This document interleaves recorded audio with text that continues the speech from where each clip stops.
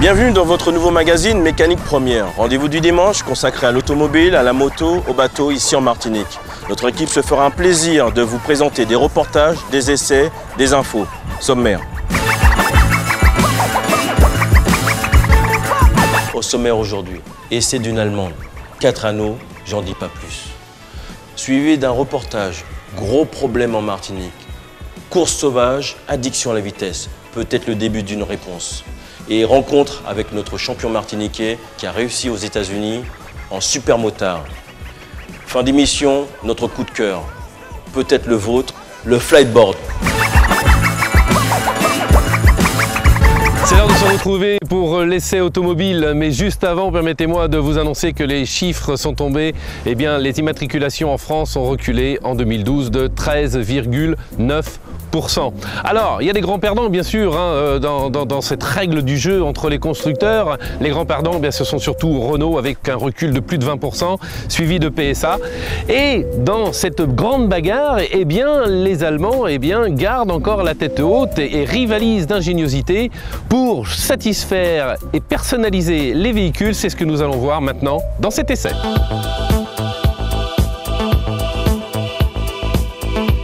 Nous sommes à l'intérieur du véhicule A3 S-Line de chez Audi, toujours dans cet essai.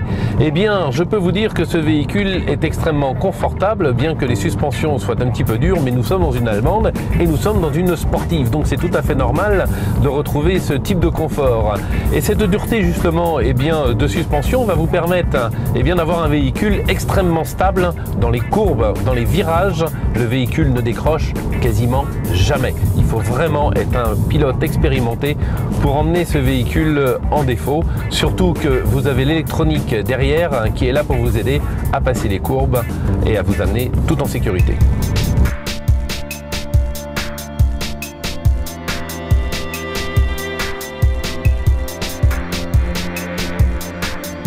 Le véhicule qu'on essaye aujourd'hui a bien sûr des options, en commençant par un joli volant en cuir surpiqué en surpiqûre contrastée avec le bas du volant qui est coupé pour plus de confort.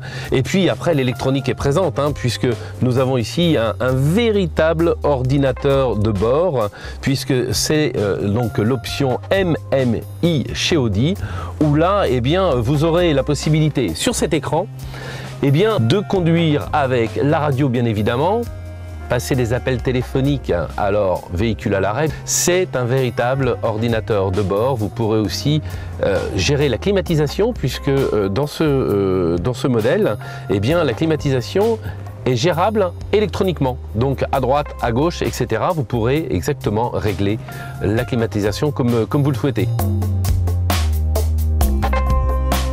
Alors sur ce véhicule, vous trouverez ici un bouton qui s'appelle Drive Select qui vous permettra d'avoir un confort de conduite complètement différent. Un coup confort et puis vous pourrez conduire tranquillement suivant l'état de la route, la voiture s'adaptera. Ou autrement, si vous voulez une conduite sport, et je vous avoue que c'est ce que j'ai essayé ce matin, la voiture devient très vive.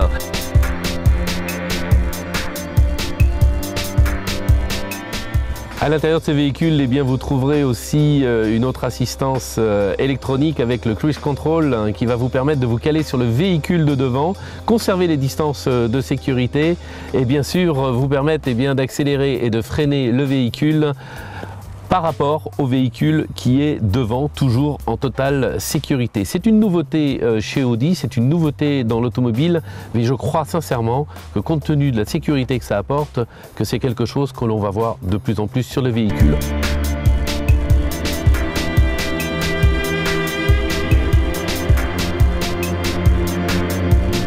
Le modèle S-Line, vous le reconnaîtrez très facilement sur la route, puisque à son spoiler avant, vous retrouvez ici des remplissages faits avec un système nid d'abeille et la même chose sur le bouclier arrière. Alors que vous voyez ce véhicule par l'avant ou par l'arrière, vous saurez précisément que c'est un S-Line. Toujours chez Audi, vous aurez la possibilité de monter votre véhicule avec de magnifiques jantes qui vous permettront ensuite de mettre un pneumatique en 225/40 par 18 qui vous amènera une adhérence terrible avec ce véhicule et puis un esthétique que vous pourrez juger par vous-même. Alors toujours sur ce véhicule A3, regardez ce bas de caisse, ça aussi ça a été redessiné par les designers de chez Audi de façon à lui donner vraiment cette allure sport que vous verrez au premier coup d'œil. sur la route, c'est inévitable. Alors ce véhicule, pour conclure, que vous la regardiez à droite, à gauche, devant, derrière, de toute façon, vous saurez, c'est un S-Line.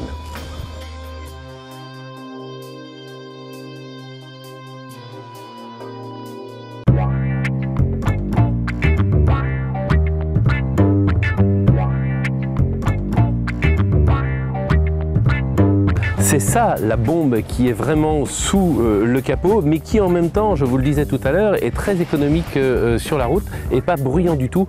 On a même perdu, rappelez-vous, le diesel qui cognait très très fort. Eh ben c'est fini, on a vraiment l'impression d'être même avec un véhicule essence, que ce soit en efficacité, en rapidité, en bruit. C'est vraiment très très silencieux comme un essence. Et pour terminer cet essai, eh bien, nous allons terminer par le coffre. Alors bien sûr, nous sommes sur un véhicule sport, série A3 de chez Audi. Ne vous attendez pas à partir en vacances avec vos gros bagages, puisque le coffre a un volume somme toute assez respectable, puisque pour aller faire les courses, c'est largement suffisant. Mais pour les grandes vacances, il faudra peut-être passer sur un autre modèle.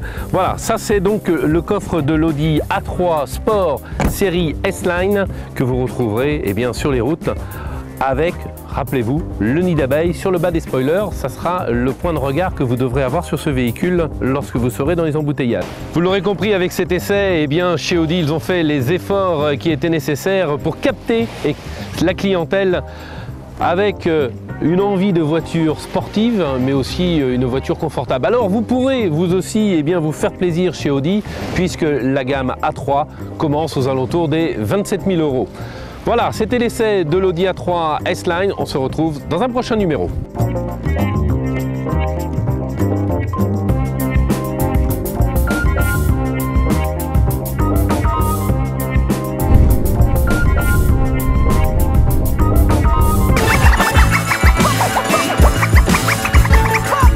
Course sauvage, addiction à la vitesse.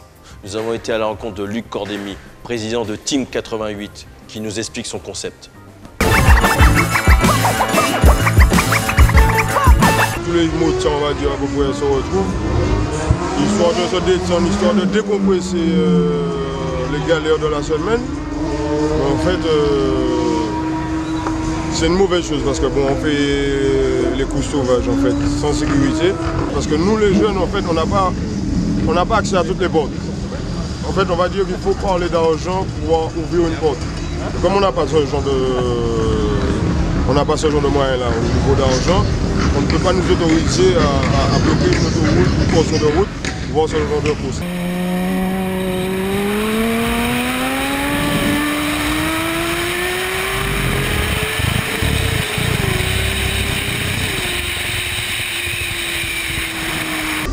Donc tous les moteurs se réunissent ici, hein, grâce à une moto pour s'exprimer parce qu'en Martinique on n'a pas de structure pour ça. Donc tout le monde vient s'exprimer, cabrer, essayer les réglages de moto. Il y a des voitures aussi. Hein. Bon, il y a des voitures aussi. Ouais. Et des fois ils nous embêtent des fois, mais on les a dit de prendre le samedi pour eux, mais le dimanche c'est pour nous. Voilà. Voilà. Hein. Donc c'est pour exprimer en fait la passion de la moto, du sport mécanique, voiture, moto. Hein. Alors la Team 88. Team 88. Donc justement ils nous ont parlé de projets pour pouvoir avoir une piste, voilà, pour qu'on puisse s'exprimer. Voilà. Pour de se risquer sur une piste sauvage, parce que c'est vrai, c'est bien beau de faire de s'exprimer la vitesse et tout, mais la sécurité, c'est vrai que la sécurité c'est primordial parce que bon, il y a comme déjà eu des décès là. Donc ce serait bien qu'il y ait une structure pour nous permettre de s'exprimer en toute sécurité. Alors Team 88, c'est d'abord un symbole plus qu'un nom, puisqu'en fait, chaque 8 du nom de l'association matérialise d'une part le monde de la compétition et d'autre part la route de tous les jours. Team en anglais signifie association, donc nous sommes là pour associer le monde de la compétition et la route de tous les jours pour mener à bien des actions sécurité routière. Nos différentes actions nous ont montré et nous avons réussi aujourd'hui à mener un travail qui prouve que la vitesse est une véritable addiction et nous souhaitons justement développer notre thérapie qui est le traitement de l'addiction à la vitesse par les différents sports mécaniques. Donc aujourd'hui, c'est un problème qui est mondial, à savoir, et la lutte contre les courses sauvages passe justement par d'abord une phase pour nous de sensibilisation et une deuxième phase d'intégration.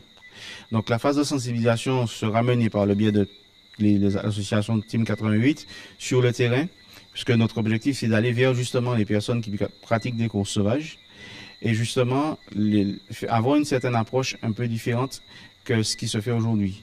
Donc nous sommes là pour d'abord faire une phase de sensibilisation dans un premier lieu. Dans un deuxième lieu, c'est de ramener ces personnes vers nous, donc vers l'association. Et le troisième lieu, c'est le jet justement vers la pratique d'un sport mécanique et l'accompagnement justement dans l'une des disciplines choisies par la personne que nous allons orienter vers nous. J'ai baigné justement dans ce milieu pendant pas mal d'années où j'ai eu la chance d'avoir un ami qui m'a tendu la main pour m'emmener vers une compétition, d'accord? Et c'est de là que naît le déclic. Et avec lui, on a mené pendant quelques semaines une petite réflexion à se dire, mais finalement, Luc, je suis allé dormir à 20h, tu te réveillais à minuit, à 1h du matin pour aller faire des courses sauvages. Pourquoi? Donc le pourquoi, on a cherché à le comprendre justement. Et on se disait, mais finalement, ça devient une maladie. On a mené pas mal de recherches. Malheureusement, il n'y a aucune association, aucune entité qui décrit justement la vitesse aujourd'hui, encore en 2012. Il n'y a aucune entité qui décrit la vitesse comme une véritable addiction. Donc pour ça, nous sommes rapprochés de spécialistes de la santé, de personnes du monde de la santé, comme j'ai cité son nom tout à l'heure, le professeur Charles Nicolas, qui a tout de suite validé cette thèse, puisqu'il avait déjà mené pas mal de travaux justement sur l'addiction à la vitesse. Et notre objectif, c'est de faire en sorte que la Martinique puisse, je dis bien la Martinique, puisse faire en sorte que la vitesse soit reconnue comme une véritable addiction, et c'est au niveau mondial. Notre souhait le plus cher, sur 2013, c'est de réussir à mettre en place en Martinique des courses de vitesse, donc des runs, comme ça se fait sous l'île Sœur en Guadeloupe. Donc nous avons déjà travaillé pas mal, nous avons déjà longuement travaillé sur le dossier. Aujourd'hui, nous faisons face à une problématique d'infrastructure, puisque tout simplement le cahier des charges de la Fédération française des sports est très strict. Et aujourd'hui, les infrastructures qui nous ont été proposées ne correspondent pas du tout à ce cahier des charges. Donc pour juste comprendre, notre objectif, c'est d'organiser des courses de 200 mètres départ arrêté. Pour ça, pour organiser 200 mètres départ arrêté, il faut qu'on ait une voie qui fasse 8 mètres de large. En route départementale, ce n'est pas possible. Malheureusement, c'est ce qui nous a été proposé. Il faut que le public soit à 15 mètres de la chaussée. Donc pour faire du 200 mètres de départ arrêté, il faut bien sûr 50 mètres de dégagement avant la ligne de départ, 200 mètres d'accélération, 200 mètres de freinage et 100 mètres de dégagement.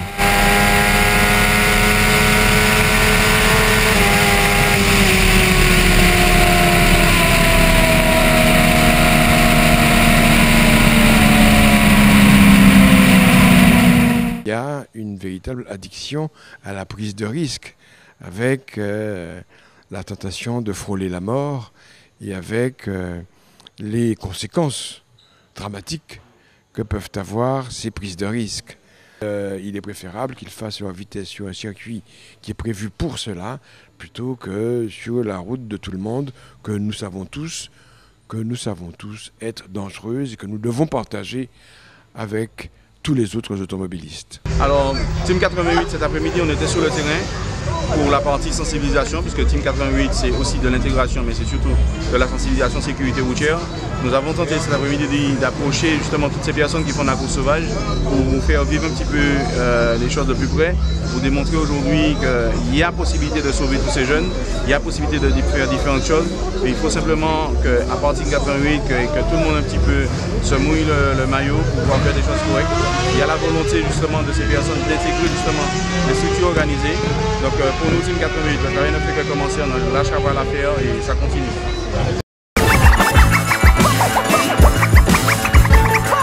Bien compris, bien entendu, ça marche, j'ai confiance. Maintenant, nous allons avec Alexis Marilus qui vient de signer avec un team italien. Chapeau, champion.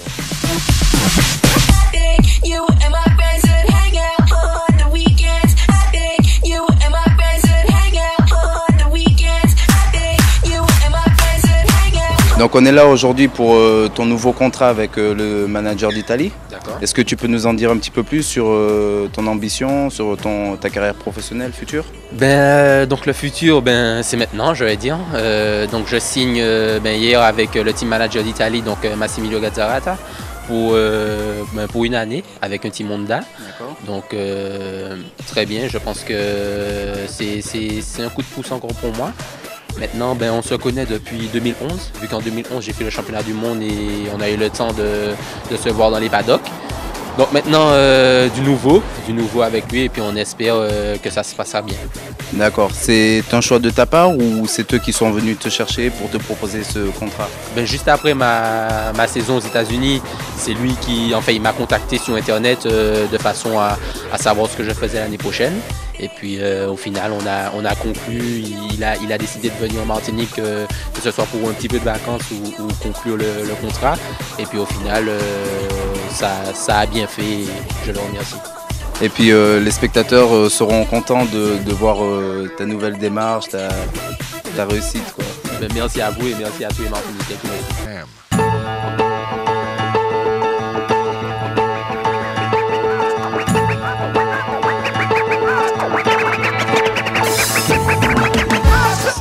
Daniel Alexis il a préparé le championnat d'Amérique. Il a fait un bon résultat. On s'est vu au mois de décembre. On a décidé de faire un programme ensemble en saison 2013 et on a trouvé les ressources pour monter un bon programme et on est là. Donc c'est dans un moment, reste avec nous, il va signer son contrat d'ici peu. À tout de suite.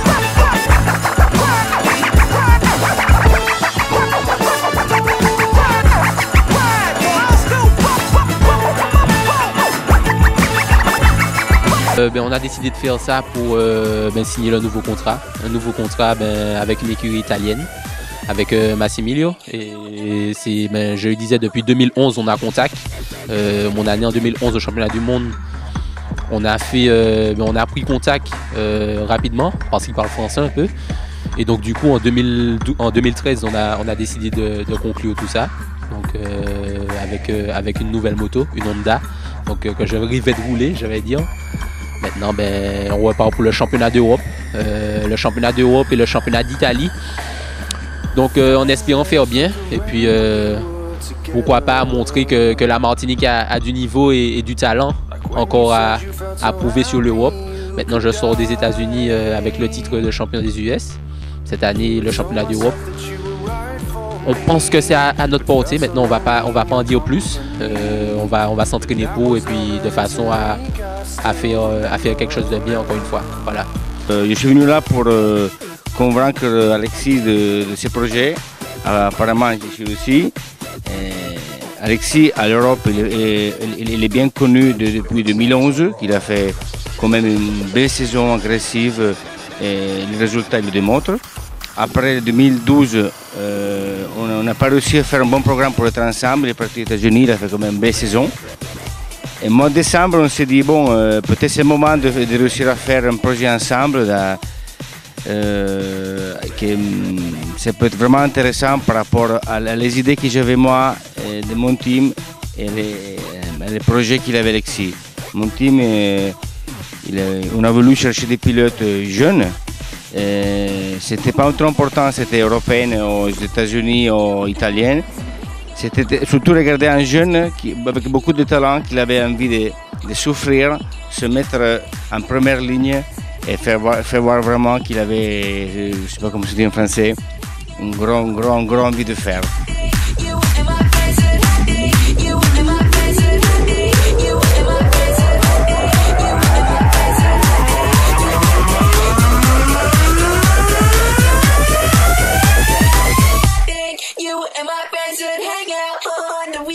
Bravo champion. Maintenant nous allons avec Jean-Philippe Ursulé qui nous propose une nouvelle activité nautique, le flightboard.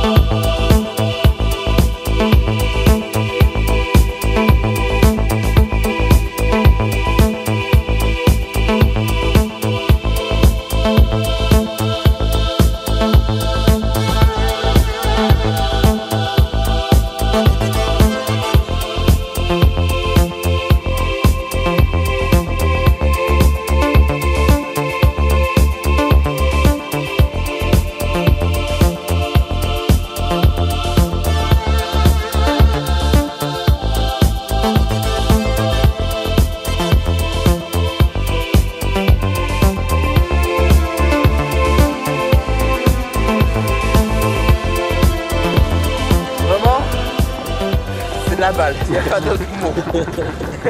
C'est vraiment des sensations qu'on n'a pas l'habitude. Le flyboard est un engin hydropropulsé qui, bien évidemment, profite du moteur du jet ski pour pouvoir permettre aux flyboarders d'atteindre des hauteurs intéressantes. L'objectif, effectivement, c'est de décoller hors de l'eau, mais tout un chacun appréciera la hauteur qui lui convient en faisant des signes au moniteur pour un peu plus de sensations ou quelques petites émotions bien sympathiques pour une journée ensoleillée.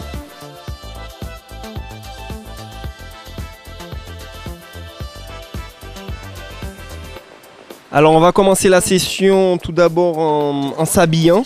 Je te propose de mettre ton gilet et ta combinaison bien évidemment en amont. Et aussi ne pas oublier l'un des plus importants, c'est ton casque. Tu remarqueras que sur le casque, tu as des petits œillets qui te permettent de protéger les tympans au cas où éventuellement une chute serait possible. Ensuite, muni de ton gilet, de ton casque et de ta combinaison, tu es fin prêt à commencer l'activité. Donc les petites notions de sécurité, on les a déjà vues. Si jamais tu tombes dans l'eau, la première chose à faire, c'est de relever la tête, histoire que tu sois visible et pour moi, et que toi aussi tu vois où ce petit tu le jettes. Et ensuite, nous sommes partis pour l'activité. Appuie un peu sur la pointe, voilà. Regarde pas à terre. Voilà, regarde vers l'avant. Garde les bras collés au corps. Collés. Allez, appuie sur la pointe de pied. Appuie un peu. Voilà, appuie sur la pointe. Ouais. Redresse-toi. Voilà. Appuie. Voilà. C'est bien. Bien. C'est bien.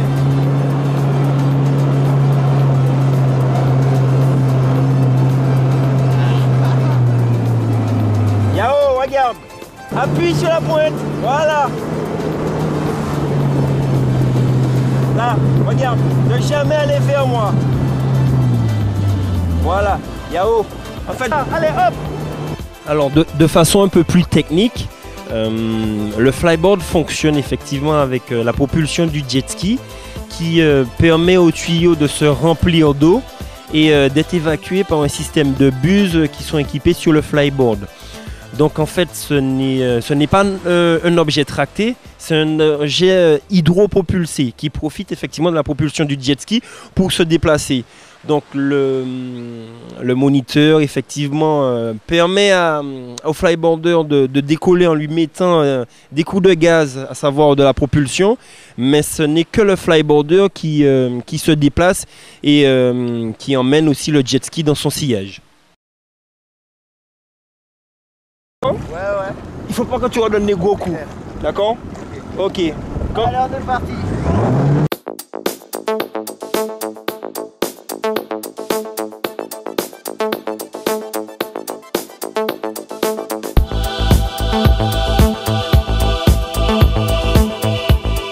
Le flyboard, c'est un objet qui demande un minimum d'équilibre. Donc effectivement, on va dire entre guillemets, les chutes avant ou arrière sont possibles en fonction de l'inclinaison ou pas des pieds. Il y a aussi des déséquilibres latéraux qui sont possibles en fonction du fait qu'on a plié ou pas l'une ou l'autre des jambes. L'activité, effectivement, c'est quelque chose de très sensitif. Les consignes sont simples, mais effectivement, on a besoin d'un petit moment pour pouvoir 5-10 minutes, pour pouvoir vraiment comprendre le fonctionnement de l'activité et profiter bien plus de 20 minutes à s'amuser dans les airs et dans l'eau.